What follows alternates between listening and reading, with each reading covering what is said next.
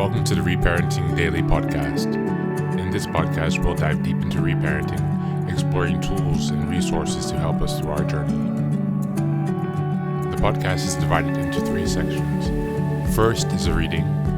Second is a discussion of the reading, followed by a journal prompt. And the last section is a peaceful meditation for closing.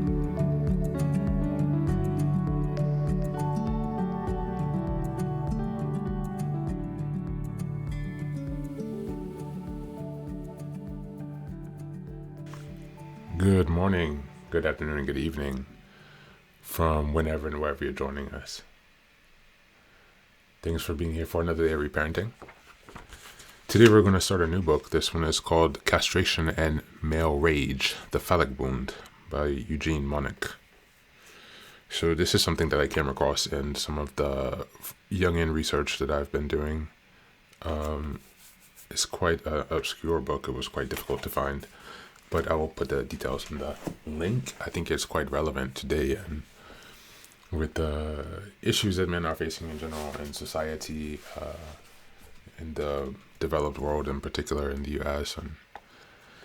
And I think this explains a lot of the rage and a lot of the backlash with the red pill movement and all of this other kind of crap. So with any case, let's look at this book called Castration and Male Rage. And we'll be reading from the section called The Castration Complex. A distinction must be made between castration anxiety and the castration complex. I am indebted to Freud for my understanding that castration anxiety is ubiquitous among men and that no firmly grounded masculinity is possible without its having been encountered and in some way mastered through the transformation of childhood and puberty. The castration complex, as such, forms in a male's unconscious when an event or events take place, causing a boy inwardly to perceive that something essentially to his being a male actually has been taken from him. Even after he has a hole, a weak spot in his masculine grid, an emptiness, where a strong rod or a joining of rods would seem to belong. He is perched on the edge of a precipice, and suddenly the void becomes almost tangible by what someone says or does. I once had an analyst, an accomplished attorney, who called an esteemed colleague and former boss in a distant city to check out his working of a case. His mentor asked whether he had checked out thus and so, and my analyst said, and my analyst had not. He panicked and said that he had. He lied to a man he respected. My own applesauce story. In the introduction is another example of castration complex on the edge of explosion. The castration complex functions, as all complexes do, as an autonomous intrusion upon smooth ego control and continuity. The complex has a chip on his shoulder. The castration complex tends to appear whenever a man's hold upon his masculine identity is threatened and his ego stability wavers. It is as though the castration knife severs the line securing his self-confidence. A weakness in the masculine grid allows the complex to rise to the surface. It insinuates itself, shaking his masculine integrity. Sometimes it just plumb takes over. Then his reasonableness falls into pieces. The castration complex has mystical power and typically produces an emotional reaction far outweighing the incident which provoked it, an inner sense of disease, perhaps catastrophe and panic. The omnipresence of castration anxiety becomes dense and substantial.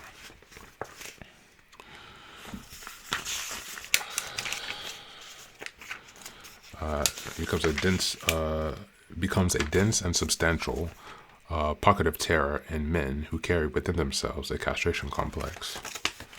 An incendiary reservoir is ready to be ignited. The complex is impervious to reason and explanation, circumventing vaunted male logos. Except, of course, when one is writing a book about castration. The eruption of affect makes a man ashamed. A weakness is exposed. Men who suffer from unrepaired castration and its complex bear themselves within secret suspicion that their essence of masculinity is weak, that they have been irreparably injured. In an unexpected moment of vulnerability, the complex is touched. Thank you, and that's the reading for today.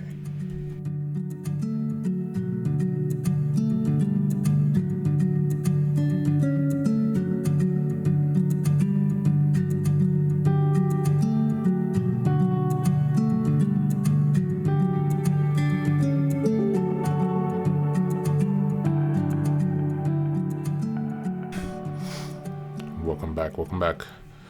As we reflect on this castration complex, think about how this phenomenon can have reflected in your family situation, your family dynamics, where your father, for example, could have been disempowered, suffering from this castration complex.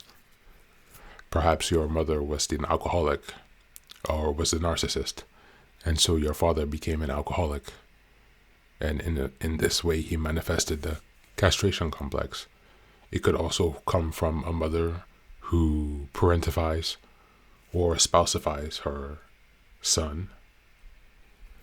It could come from religious abuse. It can come from many different things, but it's a disempowering element that takes a man from his essence. And when this is done, it creates instability in his ability to maintain his ego, which then creates disempowerment, which then creates emotional instability. And so today, how about we reflect on this dynamic and how you see it reflected in your life, whether you are a man who has experienced this or knows a man who has, or whether you're a woman who has dated men or have men in your family or in your circles who have experienced this. Even if you haven't known someone who has dealt with this, take this awareness into your mind as you reparent yourself and as you improve your understanding of human nature and the challenges that different people deal with. Take some time to reflect on the ways that if you are a woman, this could have reflected between you and your mother, for example. We'll have to do some more digging on that because I'm a man, so I'm focused on the male literature, but I'm sure I'll have some female listeners, so I should look for the female equivalent of that. But in any case, thanks for being here today. As always, take care of yourself and be well.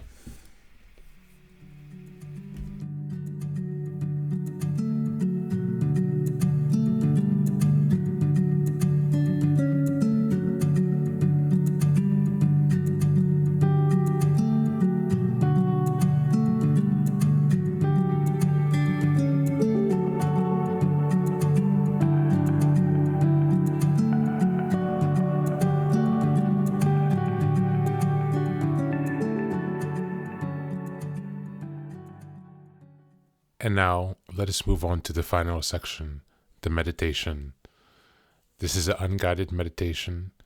I will simply provide some music and you can take some time to relax.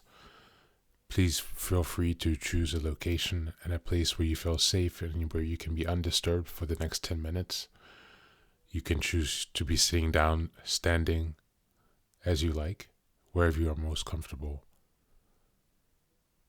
Thank you for being here and enjoy the meditation.